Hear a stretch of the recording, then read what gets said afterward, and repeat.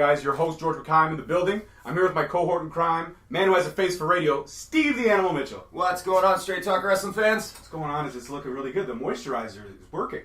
I'm trying, man. You got rid of the Irish Spring Bar, and now the face wash is working properly. No. It's Irish Spring Bar all the way, man. Still Irish Spring? No, it's never been Irish Spring. It's never been Irish Spring. You just brought that up yesterday, and I really wanted to make you believe that was the case. I thought it was the case. I really was so No, no, not at all. This is all natural, man. All natural. This is the way it is. I wake up like this every day. Every day. It's not premeditated. No, not at all. All right. This is just the way the good Lord Jesus Christ made me. Oh, God. All right. And as now we can introduce our special guest. We got another guest at the Straight Stock Studios who's gracious enough to come to us, Mr. Lionel Kinght. Black Lavender, baby. Black Lavender. Ladies call him Black Lavender. Welcome, boys. Welcome to Straight Talk. I'm so glad you guys brought me on this show. You guys have some pretty cool people, and I feel privileged to be on this show. Thank you. Let's cheers, man. Thanks so much. Well, you know what? It was actually interesting because a couple weeks ago we had interviewed Jeff Cole from Shooting the Indies. Yeah. And we were still trying to get into certain modes and trying to figure out who was the next person we wanted to, really focus on and bring to light on the show. Because here on Straight Talk, as much as we are big fans of wrestling, we're also in the form of educating. We want to educate. We also have a lot of American listeners, so we wanted to educate them on the best kept secret in Canada, which is the entire Canadian indie scene. It is. Here is a scene that nobody else really has. Nobody. With a lot of hard hitting, a lot of great wrestlers, great talent, great matches, great characters, great everything. Yeah. And then he kind of ran down a list of who we should attack next. And you were on our short list, but once he was like, you know what, man? Lionel's really close. He'll definitely come out, no issue. I was like, you know what? Let's push him right to the top. Set it up, man. So that was how that happened. Thank you, Gigi. That's my boy right So I guess the first question that we always ask, the one question that's standard for everybody when we start an interview. What's up? Everybody has that defining moment where they fell in love with wrestling in one form or another. When they knew wrestling was going to be a big part of their life. Do you remember that moment? I had a few moments where I'm like, okay, I feel like I could do this. But for me, the moment where I saw Booker T is when I was like, okay, there's a shot. Because I didn't really see any black guys in it that were prominent or really pushed up there. So Coco Bieber was he was Coco Bieber. He was good, but you knew he wasn't winning no titles. You knew he wasn't winning no matches. Booker T was the first black guy I saw serious where it was okay, he's actually he looks like a contender, or he looks like a future world champion. And for me, that was the first real deal. Second for me was Eddie Guerrero, because he was small, but he got the crowd to hate him so much, and he was actually really big. It's just, it sucks that WCW never used him. But those two guys are the first two guys okay, yo, I can. I feel like I could do it, because I always wanted to do it. I remember seeing Hogan and Macho Man. Macho Man was big to me too, because he was smaller. But Cream of the crop, baby. Cream of the crop. Cream of the crop, right? You gotta. If you want to be good, you gotta look at the best, right? So I used to always look at those guys, but it was more oh, that's cool. It's super cool. But then after seeing Booker T and Eddie, it was holy smokes, yo, it's possible, And then Sean was my third, guy that was he's another small guy. So seeing those guys in the ring doing their thing is what gravitated you towards the business. Dean, Ray, Jericho. All the cruiserweights, Juventud, Psychosis, all the cruiserweights were the ones. All the workhorses, if you will, of WCW. The guys that were just supposed to shut up, go out there and have great matches, but not get pushed anywhere. And those were the guys I liked because the matches were awesome. They were in the ring, they were smaller, but they were entertaining. Oh yeah, for those 15 minutes they were on Nitro, they were probably definitely, especially near the end, when everybody was a member of NWO. Yeah. Those guys were the guys that literally kept you watching. Well, it's true, man. Seriously, think about it. Everybody in the WCW roster, at one point or another, was a member of some of the NWO factions. There's LWO. Yeah. There was NWO. Then there was Then there was the brief period where NWO Black and Red dissolved. Yeah. And then you had all the Spanish guys get together. Ray took off his mask. Yeah. And they were all wearing baggy hip hop pants. Yep. All looking like extras from a Kid and Play movie. It was a weird. It was a great time in wrestling. But you think back to some of those moments and you're like, man, rap is crap and all that horrible stuff they did. Dude, Bret Hart was the leader of the NWO at one point. Yeah. Bret Hart's a good heel, but leaders of the NWO, nah. Right? Yeah, exactly. You can pull that. It was definitely a weird time for WCW. Man, not good. Master P was there doing some other stuff. The No Limit Soldiers. Yeah, remember that? That was rough. And then they had a DJ in there. It was crazy. Yeah, Everyone forgets the DJ. Everyone forgets that they had a DJ, man. Yep. Like a wrestling show had a DJ. Like, yeah, it was definitely a strange period. Yeah. But in that time period, and all those wrestlers that you mentioned, is there anybody or any match in particular that stands out to you as like one of your, not, you don't have to tell me your all-time favorite. If you have an all-time, great. I have a few. All right, let's go with top 3. Top 3 for me? Yes. Halloween Havoc, Rey Mysterio Jr. against Eddie Guerrero. That was just unreal. Unreal. I watched that match, especially when I first started watching, first started wrestling. I used to watch that match at least once a week, twice a week. It was. I love that match so much. You know what I mean? Another match. It was a Nitro match. It was actually Eddie against Benoit. Another classic. And then the 7-match series between Benoit and Booker. Those were always. Yeah, the 7 series. Yeah. Those were great matches. Yeah, but the one that stands out the most to me, like that top 3 for sure, I would say, Ray against Eddie. Yeah, for sure. I'm glad you mentioned Halloween Havoc as opposed to when they did it again in WWE where they were fighting for control of his son. Yeah. Custody of his son. I thought you were going to mention that. I'm like, I hope he's not going to mention that. It was another strange period. The interview's over after that, right? Right then and there. Sorry, Lionel, that's it. So where does the journey for Lionel Knight begin? So we know that your influences, you decided that, okay, I can do this, I have a shot. Where did you start? When did you get into training? When did you start training? And who did you train with? The guy I trained with was a guy named Ted Herbert. He passed away. It's actually in Brampton, his school.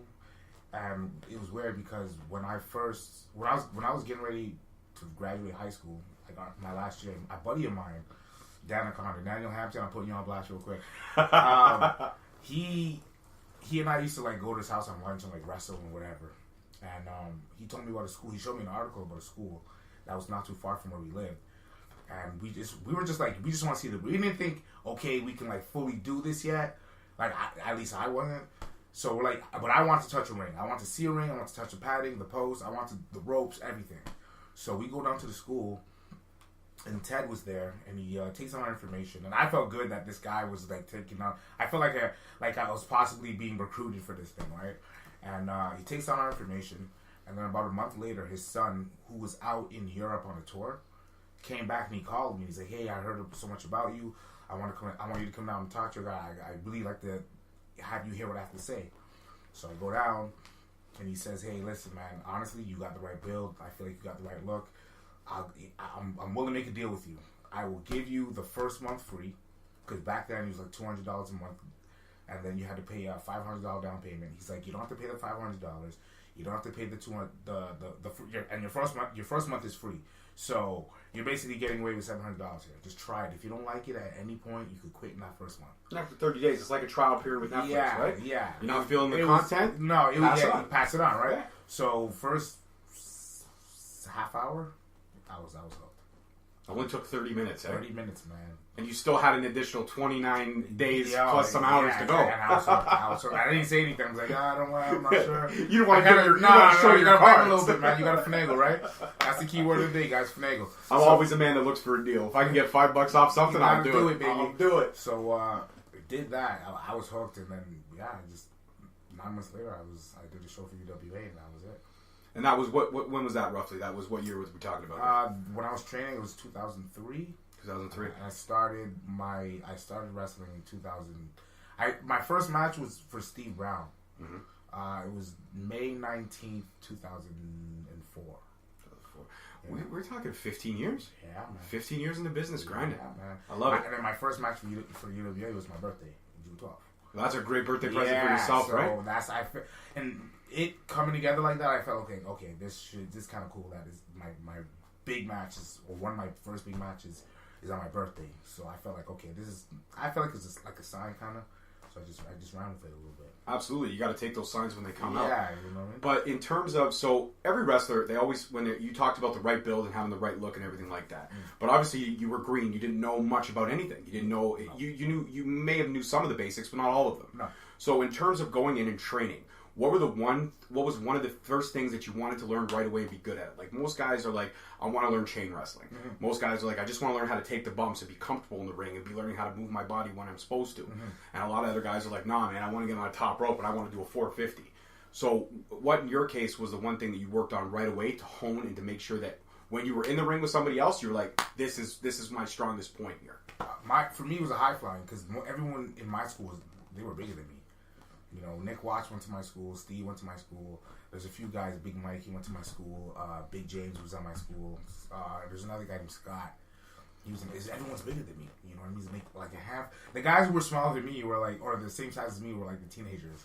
You know, who didn't fully grow yet. So they hadn't really been trained yet. Yeah, exactly. You know what I mean? Their bodies hadn't fully got their growth spurts. So you had to work that extra just to be able to compete. Yeah. I felt that way, and then for me, because I did amateur wrestling in high school, so the chain wrestling part, I knew I would get down fairly easily.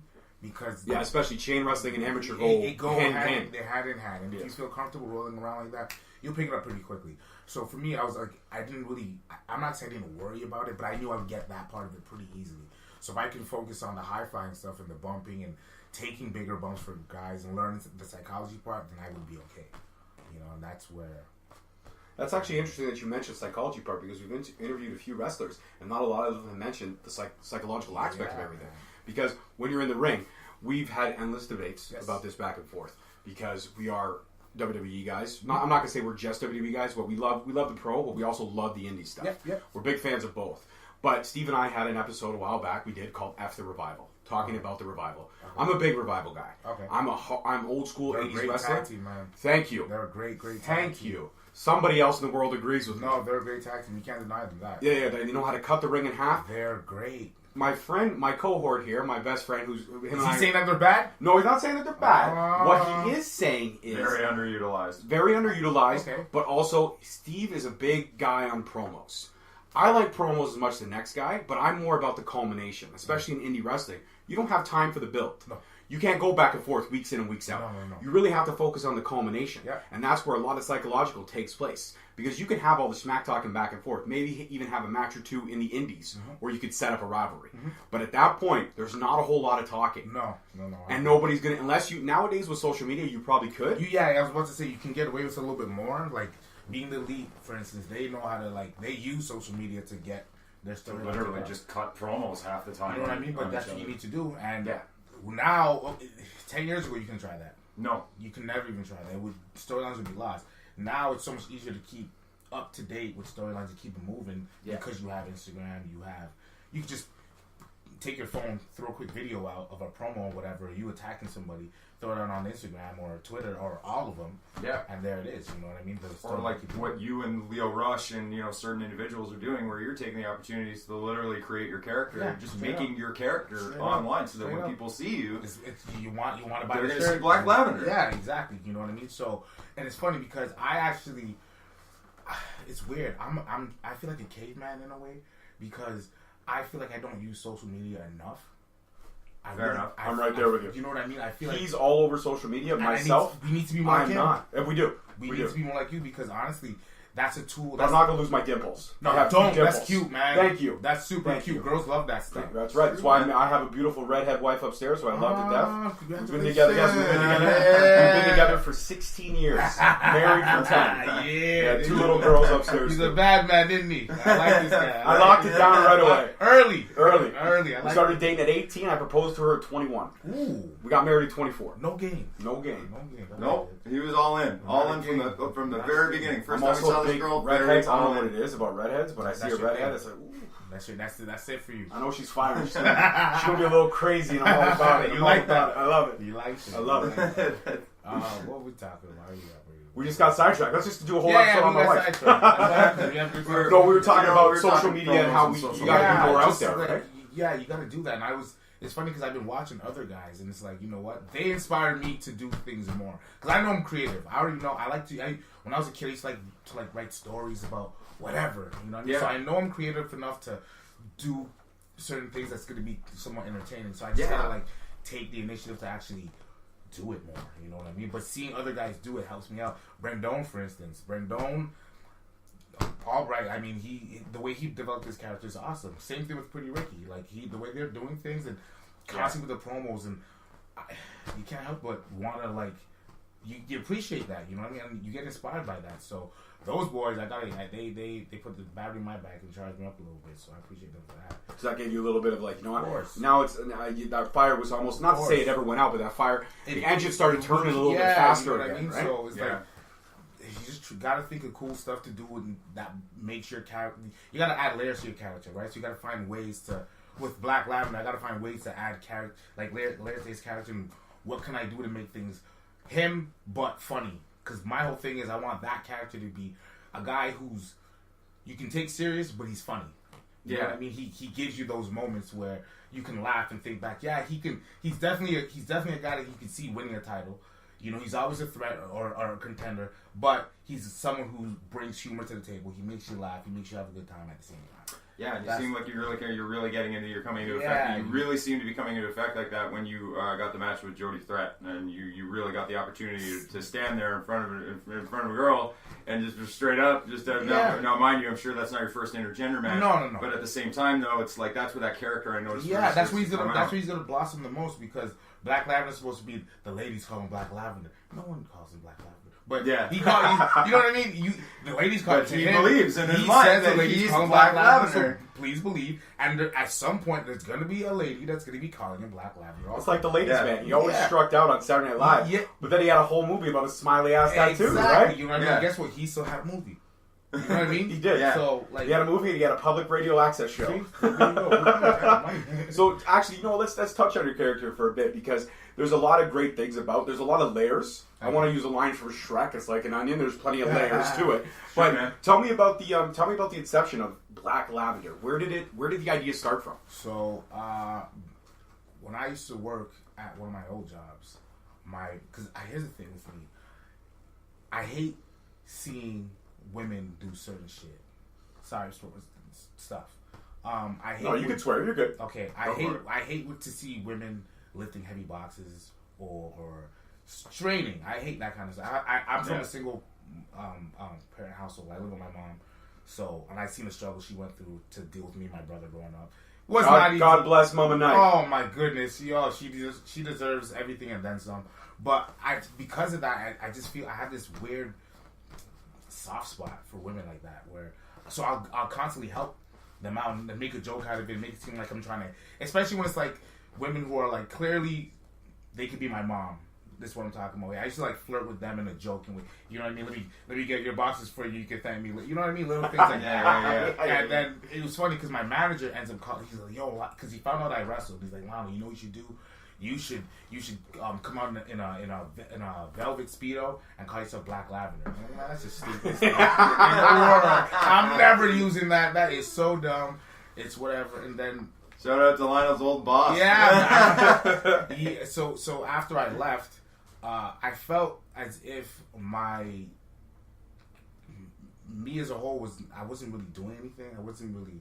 Like, there's like, oh, like you're decent at wrestling, whatever. But like, you just felt your character was very stagnant. It wasn't going anywhere. It's kind the of glass boring. ceiling was there, but you just couldn't punch through. It right? was just boring. Like I just come out, I fight people. And that's it. Or actually, to quote Holden Albright, you were at almost a leveled up moment, but you hadn't leveled up yet. Oh man, is that what he said? That's what he said. That's what he said. He mentioned about his own career. But that's what he said. Level up moments. That's beautiful. That's what it was. I told him I was going to steal it, and I did. Holden, I stole it. I'm stealing it too. That was seriously.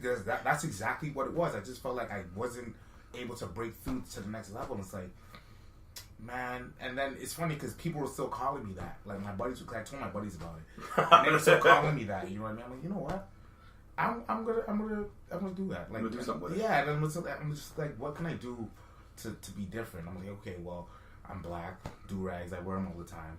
Let's throw that in there. That's a Booker T thing too. Old school Harlem Heat, right there. Old school Harlem Heat. You know what I mean? And then it's like, okay, if you just get the eraser fade. I love the braids too much. I love the braids way too much. I didn't want to copy Booker T. I take so much of his stuff already. So yeah. And then let me guess, you saw Mark Henry, and it all went. No. You know what it was? The braids for me. I just like braids since I was a kid. I had them when I was a kid, and then my mom cut them off because she just wanted them off. My mom's like a church lady, and boys shouldn't have braids. She's so old school.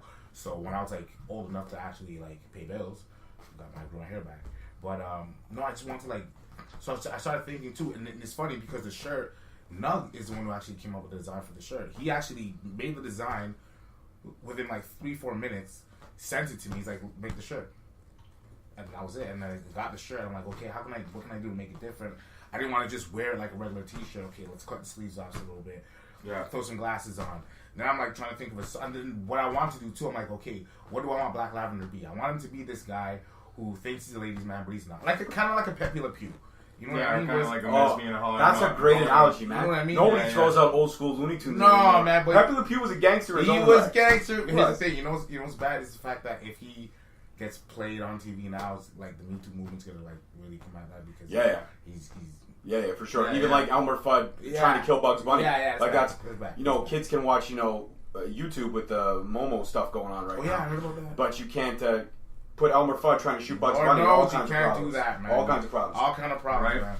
Man. But listen, I show my kids old school Batman. Okay, do you? Batman animated series. I have all 4 volumes on my iTunes. As you should, baby. I do, and Batman Beyond. That show was dark. Yes, it was. It was dark. Wow.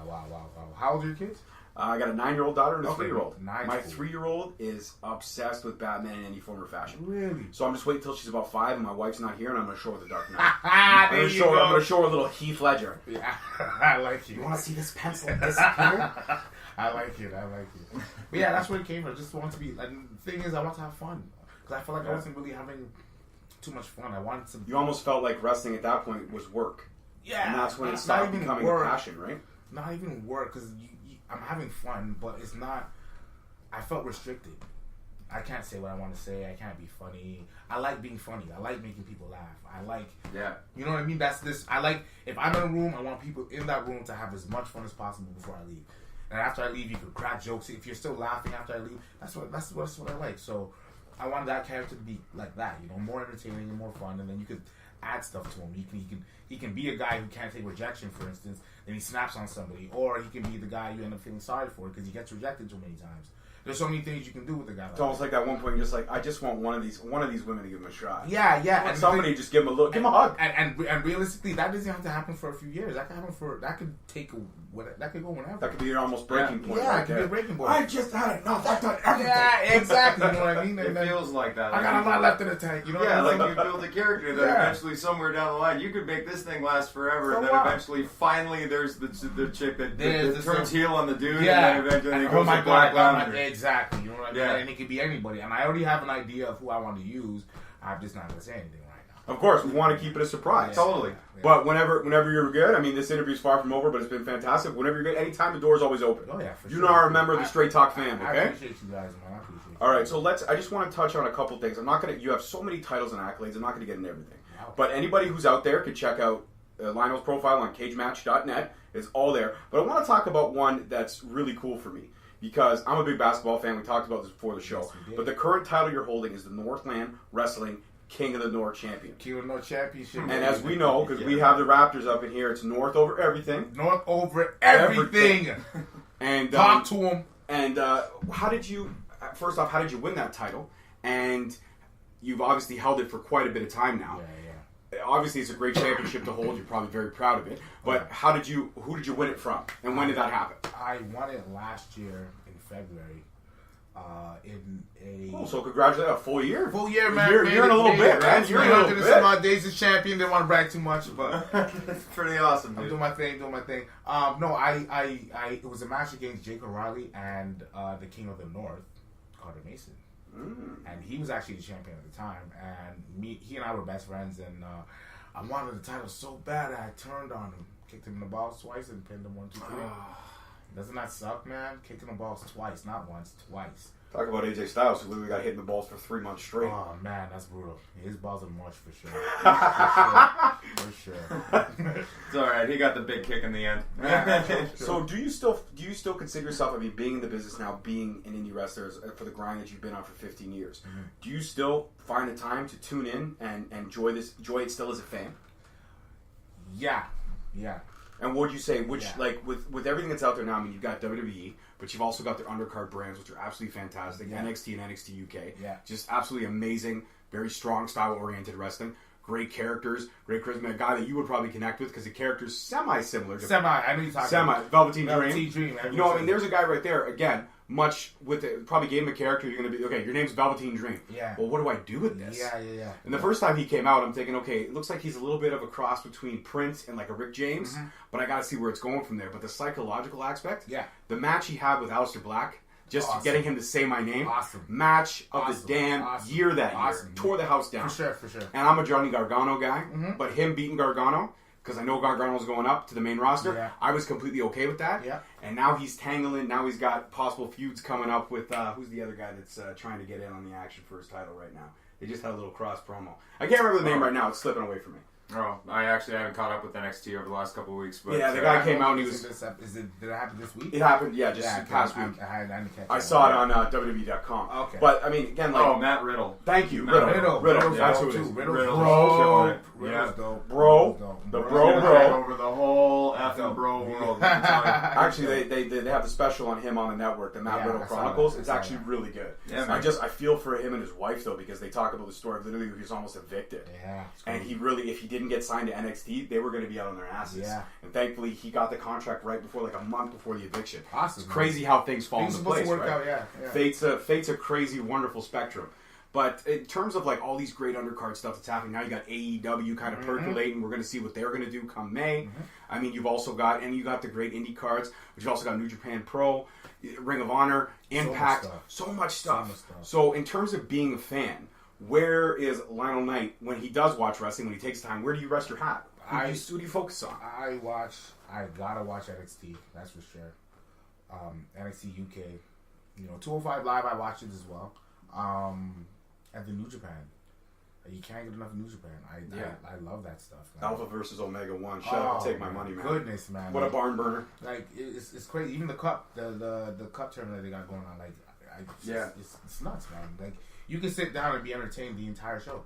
Exactly. You know what I mean? It's hard. And it's not just like I said, like, NXT does the same thing for you. You know what I mean? When Velveteen comes out, or when Undisputed comes out, you're going to see something cool. Yeah. Something special. Adam Cole, baby! Dope. Like, all those guys are good, But NXT, I like NXT more than NXT UK. And I like New Japan overall. New Japan overall. Nice. I could see that by being the way your style, the way you handle yourself in the ring. New Japan would definitely be a place where you would fit it. Yeah. That's what I imagine. Which leads to my next question. Question. If one of the big brands would ever call, any one of them, I'm not gonna throw them. You already went over the names. Yeah. If any one of them were to call, where would you go, and who would you like to work your first promo with, like your first package with? Oh man, that's a tough question. You hit me with a good one. Shout out to George. You're going to good one. All right, you stole my question. You stole my question. Is that true? I don't know if it's a stealing question. It's just the way the interview organically flows. You see how I'm using that to get me more time to think? Yeah, I can see that. See yeah, that, right? Okay, I still don't have an answer. Maybe top three. Maybe like anybody in that top three. Okay, yeah, give us a two. Give us two or three. Two. I want on your mind that you would really like to run a program with. I'd want to work something with Velveteen only because the characters are similar. Yeah. And I think we could do some pretty cool stuff. It'd be AEW, man. I mean, that's the new thing, and like, I feel like it's gonna be something crazy, and I want to get in on it early. Yeah. Who I want to work a program with, MJF. I think right we on. Do some nice stuff. Good choice. Yeah, I think you guys could do some. Actually, you're not gonna lie. I could see just your charisma and the way you handle yourself. I think the talking. I could really see you going toe to toe. Yeah, with Jericho. Possibly. I wouldn't want to put myself up there just yet, but MJF is a good. He's so good at promos. He's so good in the ring, and I feel like he and I can do some cool stuff. Yeah, you know what I mean. Like his character, the way he is, and the way I think we could pull some pretty cool stuff out. I think you could too. Yeah. So in terms of back to the indie side of stuff now, though, in terms of like the indie stuff and like the grind and the traveling and this and that, you've been working there 15 years. Yeah. You're not a rookie. No. You're not an up and comer. You're not a guy who's 5 years in. You're a guy who's 15 years in. Yeah. You've been through it all. The struggles, the ups, the downs, the highs, the lows. Pains. The pains. The growing pains. My question would be, how have you kept like in these 15 years of traveling here maybe one day, and then you got literally maybe 12 or 15 hours to get to the next show, which could be a 6-7 hour drive, possibly going on no sleep, trying to focus on keeping your diet, getting in the gym, working out, all that kind of stuff. How do you keep, what's your mental state when you're out there on the road? How do you keep, you don't really think about it. Positive. You just kind of do it. You just do it. Yeah, because if you think about it, it even gets to you more, right? If you just say, okay, I got to do this, and I'm good. It can be 15 things, but as long as you know after those 15 things you're good, that's kind of like my way of doing it. Like, I don't worry about it until I'm way past the finish line. You know what I mean? So, like, even when I was, like, working steady, it was all weekend wrestling, and then 5 days of work, and then a weekend of wrestling, and then maybe I have a Saturday or a Sunday off where I get to relax, and then it's back to whatever. And you don't really think about it because you're just like, okay, I'm young, let me just do what I have to do, because at the same time you're having fun. You know what I mean? You get to, it's cool because you get to be this person that these little kids that have had little kids come up to me like, I'm the coolest thing they've ever seen in the world. And that alone is such a high. It carries you for like the whole week. Yeah. You know what I mean? Sometimes even two, especially if the kid, I've given out pictures for free just because the kid made me feel so good. I'm like, you know what? Usually I charge for that, but you know what? You made me feel so cool. Man, take that. You know, and that's kind of what helps you get through a lot of things. You know what I mean? Then you get home, you get to sit back and reminisce on a moment you had in the match where it's like, I don't know, it's hard to explain. You connected with a fan, or a funny moment in the match, or a part where you improv that turned out greater than you even thought it could be. It's just, I don't know. I can't even, you can't put it into words. You know what I mean? It's just one of those things you just, and because you love it so much, it's not really a work or a grind. It's just like something you do. You know, this is what you do. Like when Mark Henry says, "That's what I do." Like I resonate with that because it's like that's what we do. Like it's legit. Like I'll travel with Josh, or I'll travel with Albright. You know what I mean? Or Kobe Durst, and it's like they did, you know, a show on Friday, a show on Saturday, and then they got a show on Sunday, and then if you even ask Josh's schedule, this guy's booked from now to like the end of the year already. You know what I mean? It's just like, how do you now think, okay, yo, I got to do all those matches plus raise a family plus do this, plus it's a lot of stuff. But because you love it, and because you're like, you know what, this is what we chose. It doesn't seem like this strain, or you know what I mean. It's not work. Like it's not real work. It's just like, I'm sure with what you guys do, to me it would be strain. But for you guys, it's like, yo, that's kind of a grind, but it's what you guys do. It's what you guys love. I see how you guys are pushing it and like going above and beyond to get where you want to get, because to you it's like a passion there. So it's not going to come off like work. It's always going to be like, yeah, it's something you do. It's not really, it's part of you. It becomes part of you. Wrestling's like just like a part. I get giddy. Like when we got an interview coming over, like he'll come over about a half an hour before the interview. Yeah. We'll shoot the shit outside. We'll have a smoke. Yeah. We'll talk about it, kind of like a pre-show meeting. Yeah. He'll come in. He'll set up the camera stuff because he's fantastic with all this stuff. Yeah. I don't want to build his ego up too much. I mean, he's good. You got to build it a little. No, he's good. No, seriously, he's okay. We're not friends anymore. We're not friends anymore. We're family. Okay, we're family. No, we are. We're brothers. He annoys me. We piss each other off. We fight. We fight like no end. Yeah. I'll tell my wife upstairs, "Oh, fucking Steve, piss me off something." And I'm sure he goes home and he vents his way. No, but George never pisses me off. That's bullshit. George is perfect in every way. Well, you know what? I've always said it. I've always fight for you for resonating. I like this. No, but you're right. For us, it's not a grind. For us, it's like, I'm excited. And the fact that we've only been doing this for, you would probably think we've been doing this for 5 or 6 years. We've only been doing this for a year and a half. That's sweet. We're a year and a half in. That's sweet. Something like that. And this is just us taking the initiative. Right. First year we try to find ourselves. Second year it's like, okay, game on. We're going to get everybody that we possibly can. Yeah. We're going to make all those connections, and we're just going to keep grinding because we want to introduce. We painfully hate losing the secret because we want to keep the secret ours. Yeah. But I'm all about educating, all about sharing the great talent that we have out here. Here's the thing: you guys doing this helps everything get better. That's the thing about it. Like people don't understand. You actually, because you're giving out secrets, but now you're educating the fans. So now when they go to the shows, they know what to expect, and they're not going to be thrown off by anything that they're not expecting. Like they're more educated that way. You know what I mean? So you not guys just waiting for Gargano to show up in NXT or whatever it is, but that's not just, then they're just learning about these you know what I mean. But like, it's hard to explain. But like podcasts, especially like these podcasts where they get to know the wrestlers and get to know how they live and what they do and whatever, it helps them when they get to the show understand things a little bit more. Hey, a guy might be tired, but he's still gonna put on the best show possible. You guys might be able to see it a little bit more than the average fan because you guys are in it so much, where you can tell, okay, like Lionel's off tonight because whatever, but they will too, and because they will, it'll be a little bit easier. It's more forgiving, and then it's just like it's a lot easier to still keep fans. You know what I mean? As fans, you know it's what I mean? true, man. Because people don't get it when they see something that happens with a botch, and then all of a sudden it'll happen where it's now you're on botchamania everywhere. Yeah, and now everybody literally no. thinks you're the worst because they saw you once and doing something like that. When it And was then like, you God, slip man, one the time, guy it's was like, just oh, tired that's because of like, something that happened because he was just driving his for knee like could have been out. 12 hours, and his knee could have been injured or something I've like literally that. I've literally seen Michael Elliott blow his knee out. Literally seen him blow his knee out, and then a few weeks later got to wrestle again, and he still wrestles. Yeah. You know what I mean? The man still wrestles, like, and he could hurt himself again, but because it's for wrestling, and the thing is, there's fans who want to see him there. They understand that he maybe had an injury a few weeks ago, so he might not be up to par, and they're gonna forgive him if he's not up to par because they understand that it's not just these guys are just superheroes and they can just do whatever. If they make a mistake, I'm out of here. No. You know what I mean? Me on a bad day, I'll take Michael Elgin at 70% over 100% Michael, because I still know that 70% is going to give me 100%. He's going to give you 100%, and it's just like you can't. How do you not appreciate that? You can. I mean, at the Ritual show, he had a barn burner, and at the end of that match, one thing I love about our sport that it's lost in a lot of other sports, and it really is sportsmanship. Yeah. When two guys can go in a ring, tear each other apart for 35 minutes. Yeah. And then you literally hear the fans embrace them by saying these two guys or fight forever. Yeah. And then at the end, those two guys just share a quick handshake. Yeah. That to me is the greatest moment. That pay-per-view was solid. It was the nuts. Ritual was incredible. It was incredible. Yeah. But that was one of the moments of the night for me. For you, yeah. It resonated with me. I bet right now talking about you get kind of. I'm not gonna lie. Because you know what? And even when Big Mike was like, I've been fighting in this arena so many times, I know you guys can get louder than the way you are right now. Yeah. Give me more. Yeah. And we did. And at the end, they both shook hands. You knew that hands down, was the sleeper match of the night. For sure. Go back and rewatch that. The technicality, how the chain wrestling, the sequences that they did. Awesome. Two guys that are well over 300. Giving you everything. Yeah.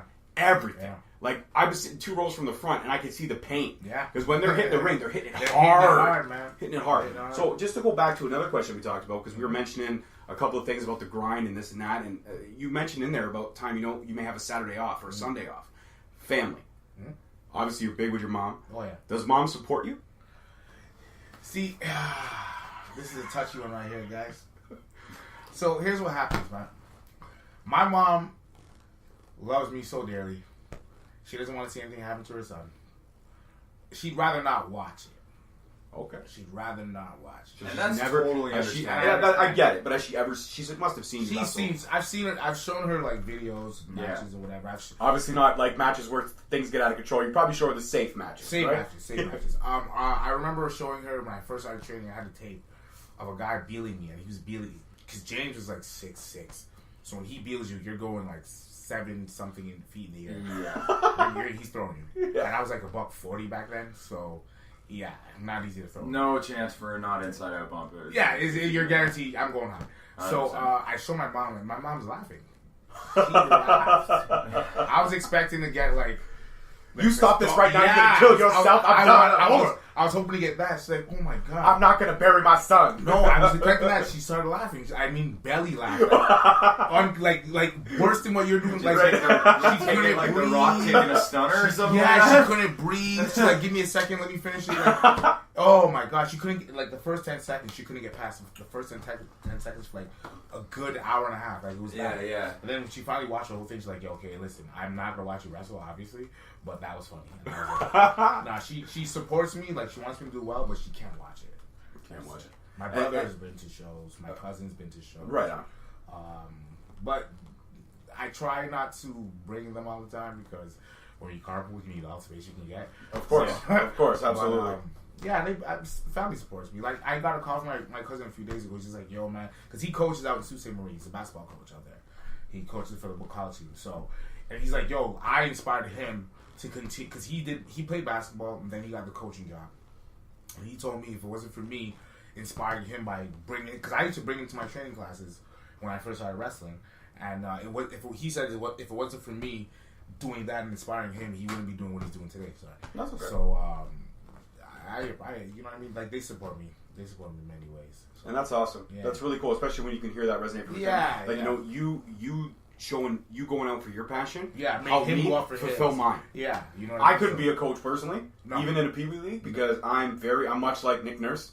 I will be up in your face, and I have done it at many sporting events. When Chris Bosh left the way he did, and he came back, my wife got me seats 2 rows behind the Miami Heat bench. Ooh.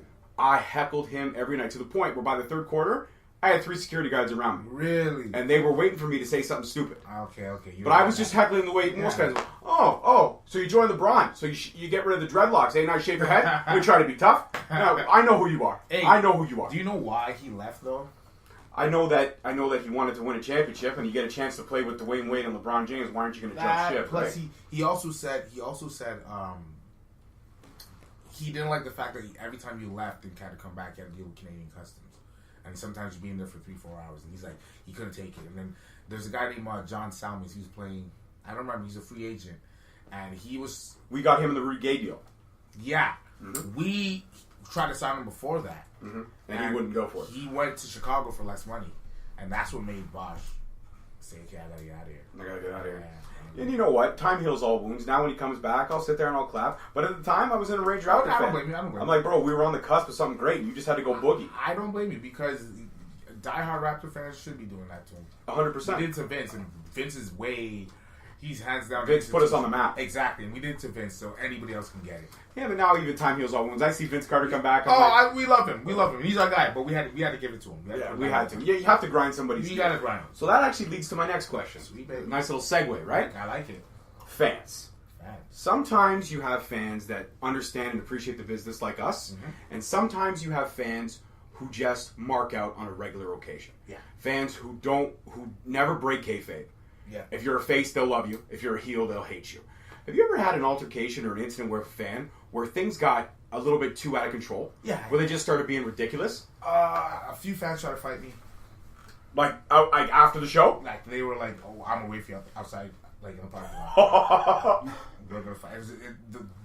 It's funny. I was in Cleveland. I was wrestling a guy named Hobo Joe. Of course you were in Cleveland. Of course that's where it went down. I was in Cleveland, and but big up to OBE, Ohio over everything. They sweet. But so I had this match against this guy named Hobo Joe, and I don't know. I was talking a lot of crap to this one dude. You could tell he's like on roids for sure, because he was outrageously big. Like there's no way a human being can be that big. And his girlfriend was sweet. She was hot as fuck, like smoking. And he's talking all this shit. I'm like, you know what? I'm like, fuck this guy. Honestly, fuck him. And I'm like, you know what? I go, I said something like, yo, if I ever get your girlfriend, if it's for even 5 minutes, believe you me, she's gonna feel like it's all night long. Oh, well done. Yeah, and he's like, yeah, you want to say that shit to me outside, motherfucker? And he's just cussing. And it's funny because it's a TV taping. It's a TV taping. And this guy is cussing. Security's trying to stop this guy, and he's just, this, oh my God, just ruining it. And they're like, okay, Lionel, you gotta wait. Because after the show's over, like you gotta wait to make sure that everything's like good. And it's funny because Gigi actually came with me to that show. That's the weird part. It was me, him, this guy named Hiromi, one of the Ultimate Dragon students. I don't remember who the fourth guy was, but it was 4 of us. And this guy wanted to absolutely murder me. It was pretty crazy. And there's one time in UWA, a fan. Okay, you ever seen the clip of Chris Hero get into a fight with fans? Yeah. Punches? Okay, yes. So that fan, that group of people, very interesting about that. One of those guys was actually in the Olympics or something like that. So they were like regulars, like no, they weren't regulars. They weren't regulars. Okay. One guy was the one that gets punched by Chris is a regular. Okay. His buddies, one of them is, I don't know. He has some kind of contract. I don't know if he's supposed to go. I don't know. He's some kind of athlete. Kind of athlete. So they're up there. That was the night I wrestled Jerry Lynn. Jerry Lynn, right on. I charge at him. He back bodies me into the crowd, and it's supposed to be him then diving over the guardrail onto me. So I take the backdrop and I land on the ground, and I see this boot that just comes right across my face, and it comes down more than once. And it was he literally stomped my face like a bunch of times. But they were so rowdy that day. So by the time the match with Chris Hero came about, was too much. It was next level at that point. Yeah, because wow. They it's funny because it's M-Dog against Chris. They go to the outside. They're in the area where those guys are, and M-Dog chops Chris, and then the one guy chops Chris in the back. And Chris turns around like thinking it's M-Dog, and then the guy chops him again in the chest, and then Chris just starts saying, "You know what? Fuck this." Swung on him, and then yeah. And that was it. And then those guys were saying because Chris hit him that Chris is racist. Oh. It was crazy. I'm like, you got. And here's the thing. Yeah, I know it's racism and everything, but that's like I hate when people just throw that out there so quick. Oh, racist! Like how the fuck? So if you hit me and I hit you back, I'm racist for defending myself? Yeah. How does it work? You know Well, it's day and age that we live in, unfortunately. no, this is 10 years ago though. Yeah, but I'm saying that those are on the cusp of everything else. True. Then you got everything. You got everything out there. Like literally, you can't half the shows that we used to watch when we were kids. Kids can't watch them now. Nope, not allowed.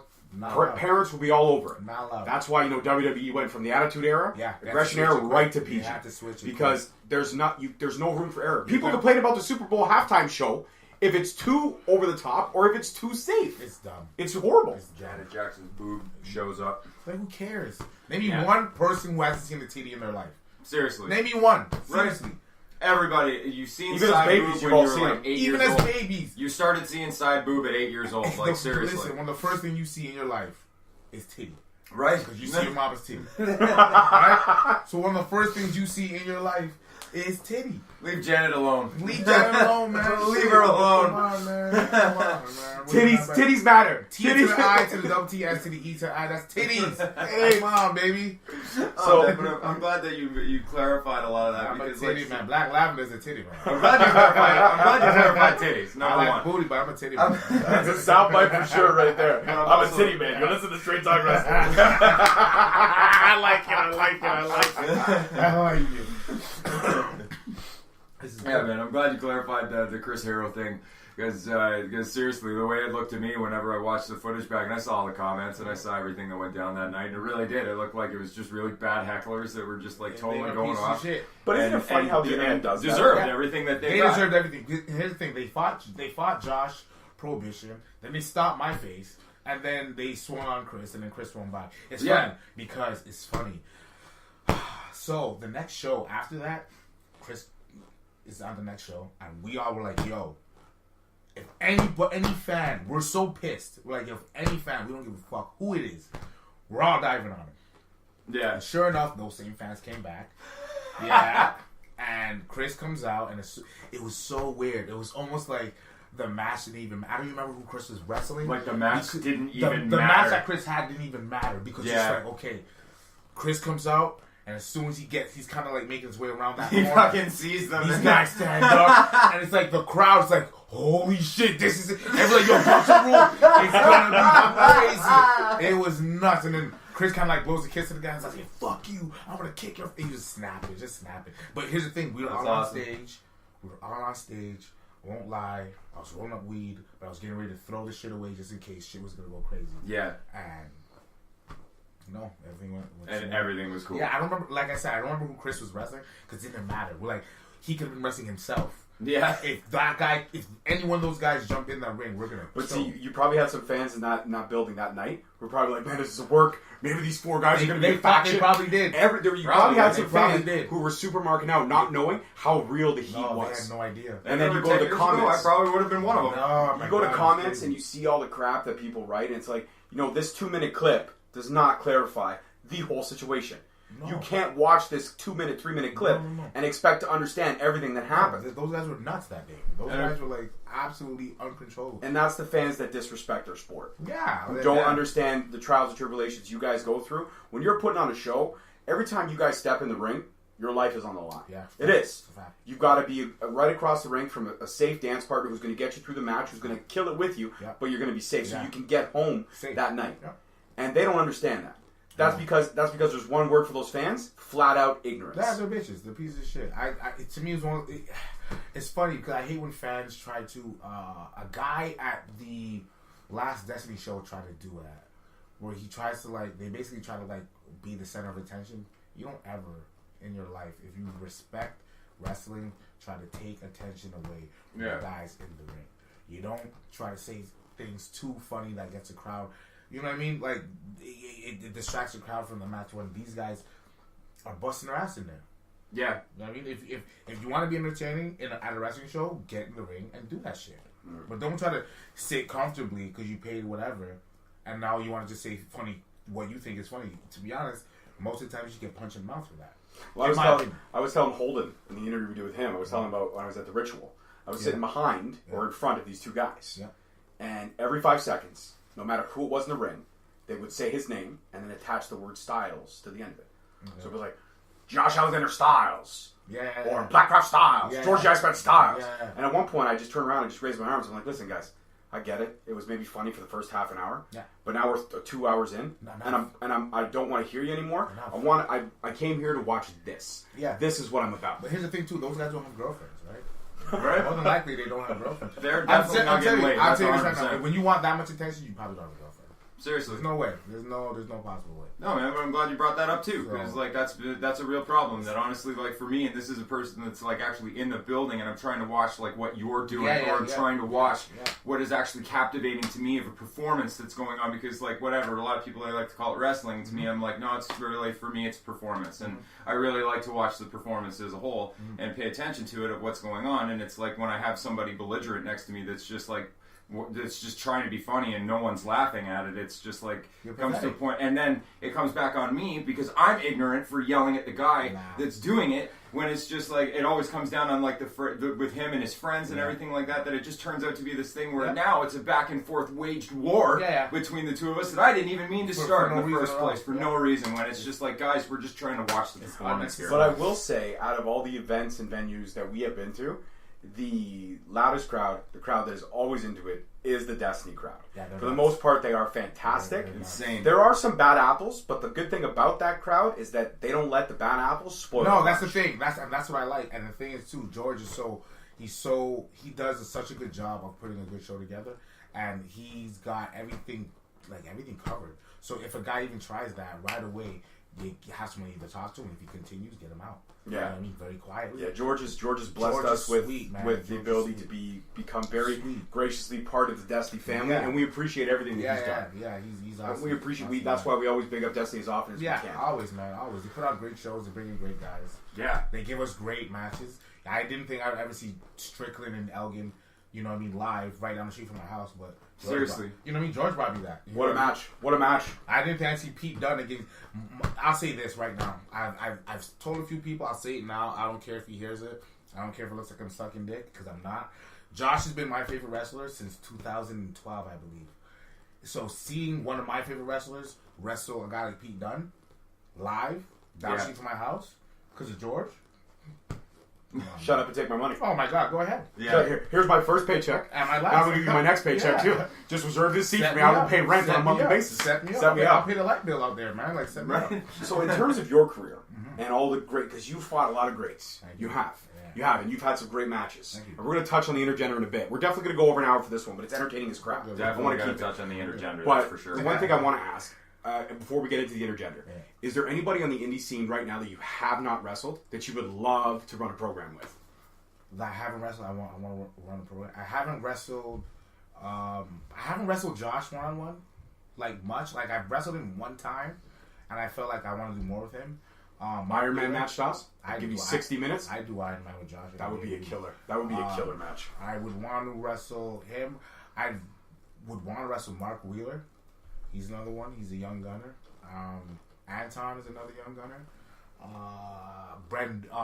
Albright. I want Albright real bad. I was actually just going to say Albright. Yeah, I want Kobe Durst. Durst. Like a huge program for I want Albright real bad. I want Kobe Durst real bad. I want all the young guys. Yeah. If you're making a little bit of noise and you're a young guy, I want you, man. You know who you would be? You know what would be an awesome match to see in? I think that you two would be fantastic dance partners. Is you and Aiden Prince. Ooh, that's my boy too. Yeah, that's my boy. I would. We actually interviewed him a few weeks ago. Such a candid guy. Yeah. And actually hit me up, and I'll even screenshot the DMs if I have to. But hit me up, and he said best podcast he's ever been on so far. Dope. And we appreciate the love. We do. Dope. And that was great. I interviewed him in the women's locker room at Destiny? At Destiny, right before the ritual. Yeah. And it was funny because this lady walked in midway through interview, so we stopped the interview, and she's like, I just got to use the bathroom. We're like, no problem. We're like, should we leave? She said, no, it's okay because they had stalls, doors, whatever. She comes in and starts fixing her hair. she put on her lip gloss, and I'm like, and me and him are just looking at it. We're like, is this happening? Yeah. And then she leaves, and he just looks at me. He goes, "Where were we?" I'm like, I don't know. I have to replay the last 2 minutes and remember because she took so long. Yeah. But it was just one of those. It was one of those hilarious moments that I look back and laugh. But such a candid guy. You've been such a candid guy. And now the meat and potatoes of the episode. Let's get it. We're only 52 minutes in. 52. No, I want to touch on, because we touched on a little bit on this with Holden. I want to touch on with you. Intergender wrestling today is kind of that gray area. Some people respect it, understand it. Other people don't. What are your thoughts on it? Because especially with you guys in the indie scene, there's only so many girls that the ladies can run through before they have to. They have to see us. They have to see you. So what are your thoughts on that? And especially that match with Jody Threat was absolute killer. It was a barn burner. It was fantastic. But your thoughts on the female talent in the indie scene, and touch on a little bit about your thoughts on that, and also your match with Jody Threat, and maybe another woman down the line you might want to face. Okay, good. First of all, when I first started training, I had to wrestle my trainer's, basically his daughter-in-law. I had to train with her all the time because no one else wanted to really touch her, and she was pretty green. So I was always wrestling girls at the beginning. I love intergender matches only because it's different dynamics. Jody's a powerhouse, so you can use. There's different dynamics. Alexia, for instance, there's so much dynamics you can use with her because she's smaller. You don't expect her to do much, and then you can end up showing how much stuff she can actually. There's so much things. I'd love to wrestle Alexia. I'd love to wrestle Jody again. You know who I want to wrestle too? She's my sweetheart, Vanessa Craven. I'd love to wrestle Vanessa Craven. Right on. Sorry, I was supposed to wrestle her when I was like 21. It was a long time ago, and I never got to. And I know I could do some cool stuff with her. You know what I mean? Like, I have no problem wrestling the girls. It's fun. It's wrestling. If it's all about entertainment, let's entertain in every way we can. Yeah. You know what I mean? Why not have Lionel against Alexia Cole? Maybe I can finally get my kiss off with her. Or maybe it doesn't happen. You know what I mean? Like, why not? I don't see why not. If Josh can wrestle Jody, you know what I mean? I don't see why a lot of us can't. You remember when Kenny wrestles the 9-year-old girl? Wasn't that fun and entertaining to watch? Did she get killed? No. It was fun. You put it together in a way that makes sense. Throw it out there. That's it. There's no reason why these. I heard this guy. I don't know what's going on exactly. Like I said, I'm not a social media guy like that. Yeah. But apparently, there's a guy saying he doesn't want to wrestle girls and he quit. Or I'm not. There's a lot of that out there right now, but it's up to the point where he thinks that the girls should stay with the girls and the guys should stay with the guys. If this was boxing or like UFC, okay, I agree with you. I mean, you can't have that, but it's different. Yeah, you know what I mean, this is not that. It's a performance. It's not you really walking up and actually punching a woman in the face. It's literally that's all it is. You know what I mean? So man, I don't see why not. Yeah, I don't see why not. Especially if it makes sense. Especially with you guys breaking down the barriers. That's what Holden was saying, right? Holden was saying in the episode we touched them. He was like, me in the triple threat with Jody and with Josh, it made sense because Jody and I had already had a little bit. They had a thing. We had heat going already. Oh, yeah. So at that point, it just made logical sense to put her in. And you're right. She is a ridiculous powerhouse. She's strong. Her size does not advocate how strong she is. This girl is super duper strong. She's stronger. She's actually stronger than some guys I know. You know what I mean? I know, personally, I'm like, this girl will crush you guys any day of the week and twice on Sunday. You know what I mean? Why not? I wrestle Jody. I wrestle Spinelli. I love to wrestle Spinelli. Me and Spinelli would have a dope match. Me and her get along great. Me and her would have a great match. The chemistry, I think, because she's a performer, and I feel like I'm I guess both. I don't know. But I feel like we can do stuff. Me and Spinelli can definitely do stuff. You're both pretty much the same, bro. You love to talk. I like to talk shit. She likes to talk shit. We can have dialogue. Just so much shit we can do. Like that. Yeah, you know what I mean? I can see those matches where you roll out, you each roll out, you go to the corner, and somebody points at somebody, says something, the other one points back and says something, and the crowd's like, I don't know who to cheer for, but I just want them to talk. But I don't mind the wrestling, but just talk for a little bit longer. Just the fact that you guys are getting excited about the possibility of a match like that. Now, look what you guys are thinking of. Just that alone lets you know that there's something there. You should hone in on it, man. You gotta hone in on where it makes sense. Where it makes sense. As long as it give makes you sense. guys a chance to actually go and tell a story like that. As long as it makes sense. China was the first Intercontinental Champion, and she was like women Intercontinental Champion. But they made it make sense. Did they try that stuff with Trish or the Cat? No, because it wouldn't make sense. But a girl like China, who's got muscles more than some of the half the locker room. Yeah, it makes sense. Yeah. You know what I mean? So. And it's not like it was, but back then where it's like, oh, if a guy loses to a girl, it's like then all of a sudden that hurts his character, and then all of a sudden it turns into Sable and Mark Merrow all over again. We're so past that. We're so past that. Yeah. Obviously, if you lose all the time, it can possibly look bad, but like, who cares, man? Like, but that's the thing is, it's like, who cares? It's just it's supposed to be an awesome performance. You can lose all the girls. Everyone makes fun of you, and then you wrestle some guy who's prominent, whatever. Yeah. And he takes you so lightly, you end up beating him. Now you're back here again. Yeah, exactly. It takes nothing. It's that psychological aspect that comes to the forefront again. That's what it is. You know what I mean? So if you actually take time to, okay, let's do this, and then we're getting up here, who cares, man? Sky's the limit. Yeah. Well, Jody, if you're listening to this, we have been trying to reach out with you, so hit us back. Jody is awesome. Jody, come do this podcast. Jody, you'll have a blast. Jody.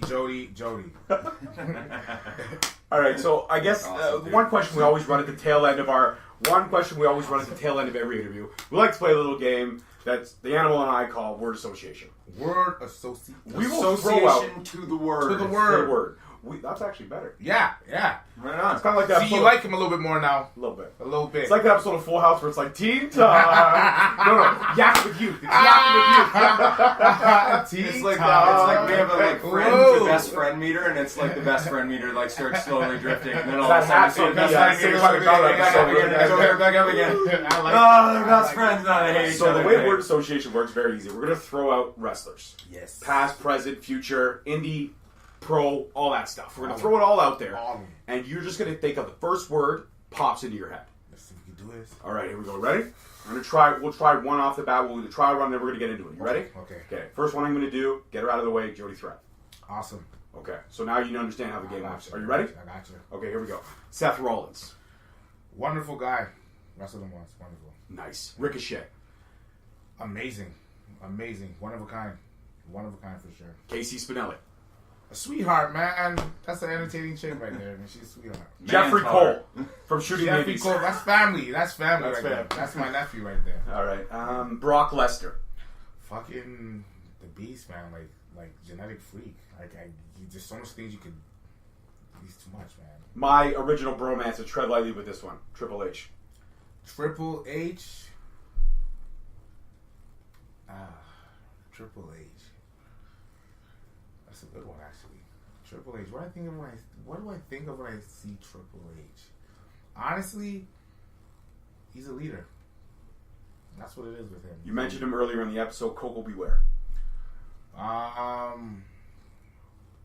Shafted. Booker T. Inspiration. That's my inspiration. Rey Mysterio. Yo, he's one of a kind, man. Athletic as fuck. Bubblegum Princess Alexia Nicole. Bubblegum, she's like the cutest thing. Don't you want to just put her in a person, just sit right there, just chill, just don't do nothing. Right? It's funny when we had her here when she sat in the chair, she looked even tinier in the chair, and she sat with her legs crossed on the chair. Question: when she sat in this chair, were her feet able to touch the ground? No. I knew it, and that's why she sat cross-legged in it. I knew it. All right, I got a name. Mantar. I don't even remember.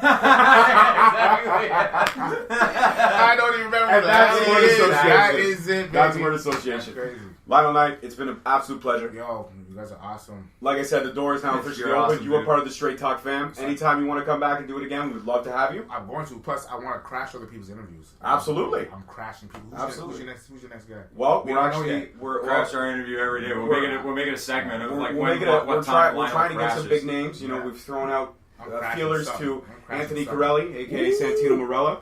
We're also trying to get Alicia Altoot, finalizing that up. Nice. We are trying to get a Jody Threat. That girl's awesome, too. Alicia, she's dope. I remember when she started to where she's now, that chick is dope. She's hardworking as fuck. You gotta, that would be awesome. To see her get an interview, because she does all the interviews, you guys would be awesome for that. Get Jody here, too, because Jody's dope.